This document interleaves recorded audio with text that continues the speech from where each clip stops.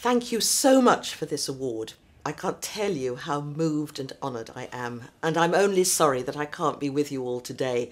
I'd love to be with you all and with my fellow recipients, but I had, sadly, a prior commitment in Amsterdam. But even though I'm far from you in distance, my heart will be with you, and with all the audience and with my fellow recipients. It would have been an honour and a delight to be with you all. I'm so thrilled too that you're supporting my charter.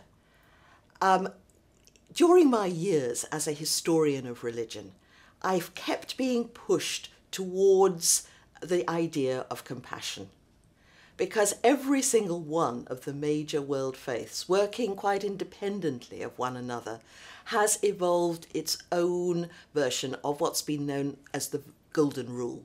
Don't do to others what you would not like them to do to you. Or, in its positive form, always treat all others as you would wish to be treated yourself. And they said that this is the core of religion, the test of religiosity, far more important than belief or doctrine or sexual orientation or any of the other things that religion often seems to emphasize instead.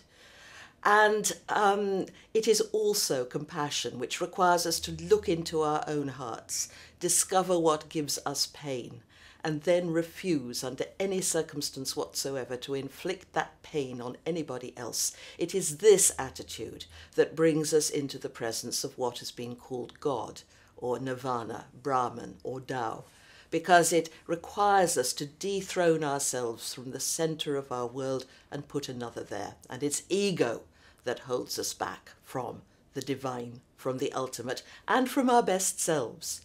The Golden Rule's also the essence of all morality, all ethical systems. We seem to have lost sight of compassion in our world, and my dream was to bring compassion back to the core and centre of religion, because it seems to me that in our perilously polarised world, unless we apply the Golden Rule globally, so that we treat all nations as we would wish to be treated ourselves, without exception, we are not going to have a viable world to hand on to the next generation. And sadly, the religions which should be playing a major role in this effort to build a global community are often seen as part of the problem. But I know that on my travels, people are yearning for a more compassionate world. Wherever I go, in the Muslim world, in the West, in Africa, I find people yearning for a more compassionate religion, for a more compassionate morality. And so I wanted this really to be a grassroots movement. So we asked people to contribute to the Charter online, and hundreds of thousands of people did comment week by week on how they wanted the Charter to be. And it's being composed by a wonderful group of individuals. And I like the idea too that at a time when the religions often seem to be so much at loggerheads, that this was a communal effort, because whatever we have in terms of difference and conflict, we have this in common, and we can all work together for a more compassionate world. Now, we're going to launch the Charter on November the 12th, but that won't be the end of it. The Charter will be unveiled, and on that day, the Charter, inscribed on brass plaques, will be put up in houses of worship simultaneously or in many cities of the world, in synagogues, mosques, temples and churches. And on that day too, hundreds of thousands of sermons are going to be preached on the Charter in Arabic, in Buddhist countries, in Christian, Jewish and Muslim countries, emphasising the need for compassion. But of course, it can't stop there. I'm going to be working on this Charter for the rest of my life.